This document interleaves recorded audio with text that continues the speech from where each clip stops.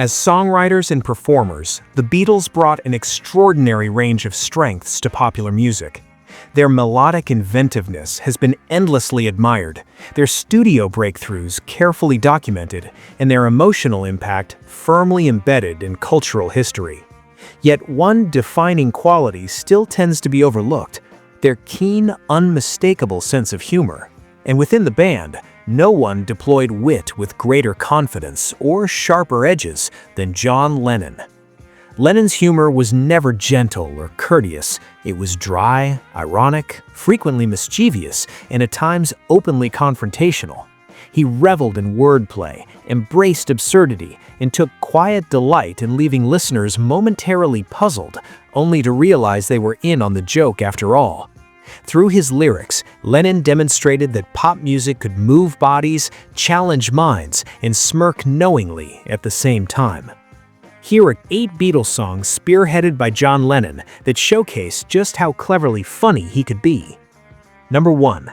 I Am the Walrus.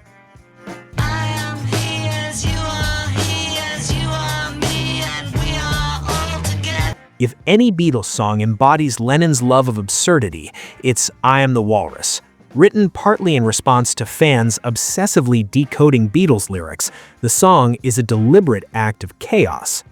Lennon stitched together nonsense phrases, schoolyard humor, surreal imagery, and pseudo-intellectual language, all with the intention of creating something that resisted interpretation. Lines like expert, texpert, choking smokers are not riddles to be solved. They're jokes meant to provoke confusion. Choking smokers, don't you think the Joker? The humor here is meta. Lennon isn't just being silly, he's laughing at the very idea that every lyric must carry a hidden message. Number 2. Norwegian Wood, This Bird Has Flown.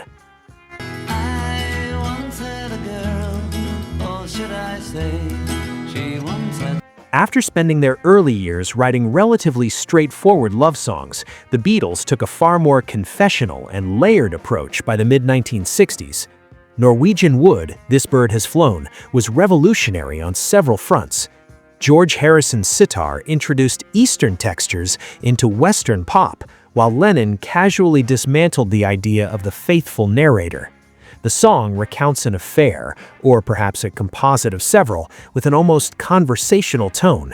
What makes it so effective is Lennon's refusal to dramatize the situation. Instead, he leans into dry, almost throwaway humor.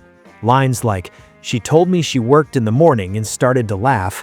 I told her I didn't and crawled off to sleep in the bath," turn emotional rejection into understated comedy. And then there's the ending. Without spelling anything out, Lennon leaves listeners with an implication that's either playful revenge or passive-aggressive mischief. The joke isn't loud, but it burns slowly, which is exactly Lennon's specialty. Number 3. Glass Onion. I told you about strawberry fields. You know the place where nothing is. Glass Onion doubles down on that antagonism. By explicitly referencing earlier Beatles songs, Lennon appears to invite deeper analysis, only to scold listeners for looking too closely.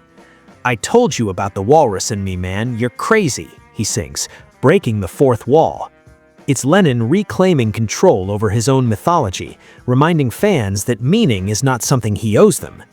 It's Lennon at his most knowingly smug, using humor to reclaim control of his own mythology.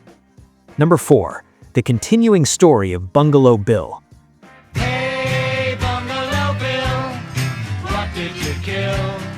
Bungalow. Inspired by the Beatles' 1968 stay in India, Bungalow Bill is Lennon at his most satirical.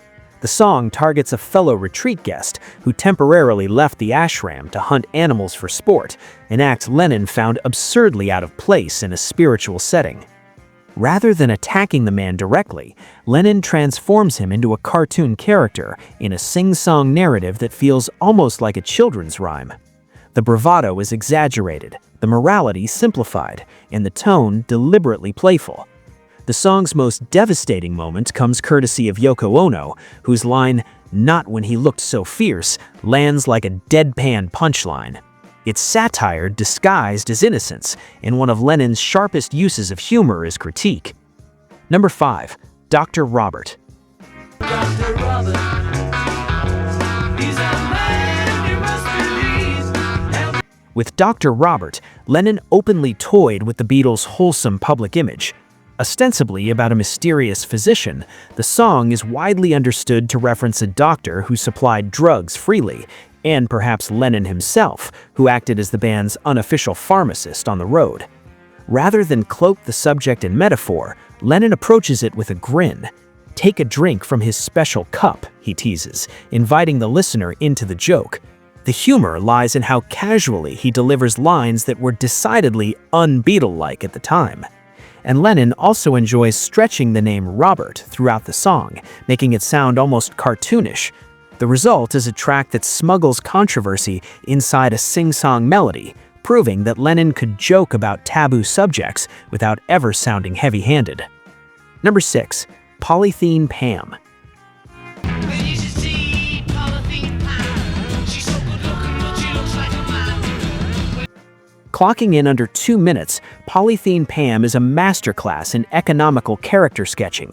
Lennon paints a vivid portrait of an eccentric woman defined by artificiality, gossip, and exaggerated sexuality.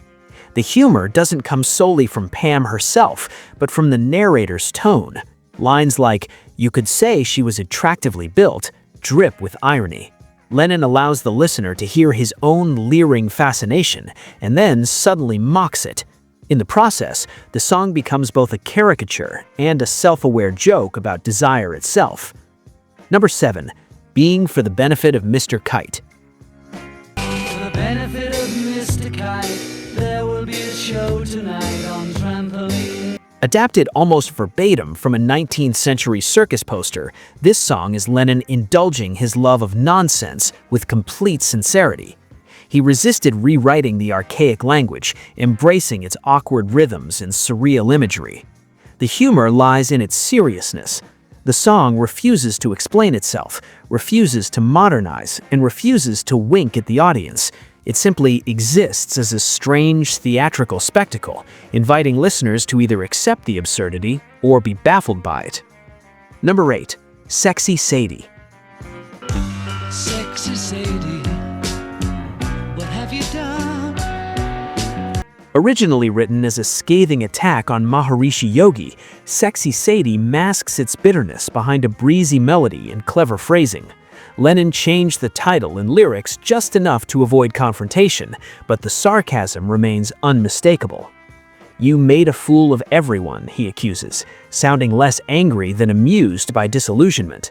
The humor here isn't laugh-out-loud funny, it's sharp, adult, and cutting in a way that only Lennon could manage. Taken together, these 8 songs reveal a fundamental truth. John Lennon's humor was not an accessory to his songwriting, it was central to it. He used wit as a way to challenge authority, puncture pretension, and question the expectations placed on pop musicians. In an era that often demanded clarity and sincerity, Lennon embraced contradiction and irony. He understood that laughter could be a form of resistance, that confusion could be art, and not every truth needs to arrive with a straight face. John Lennon didn't just want listeners to feel something, he wanted them to think, then smile, hesitate, and maybe laugh a little at themselves.